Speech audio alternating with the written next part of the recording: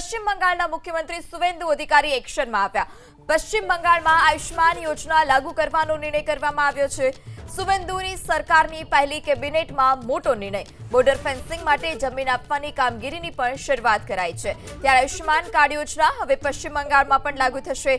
પહેલી કેબિનેટમાં જ આ મહત્વપૂર્ણ નિર્ણય કરવામાં આવ્યો છે। પહેલો નિર્ણય કે જે આયુષ્માન કાર્ડ યોજના છે તે લાગુ કરવામાં આવશે।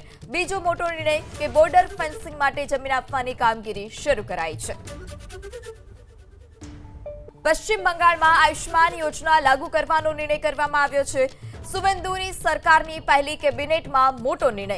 બોર્ડર ફેન્સિંગ માટે જમીન આપવાની કામગીરીની પણ શરૂઆત કરાઈ છે। ત્યારે આયુષ્માન કાર્ડ યોજના હવે પશ્ચિમ બંગાળમાં પણ લાગુ થશે। પહેલી કેબિનેટમાં જ આ મહત્વપૂર્ણ નિર્ણય કરવામાં આવ્યો છે। પહેલો નિર્ણય કે જે આયુષ્માન કાર્ડ યોજના છે તે લાગુ કરવામાં આવશે।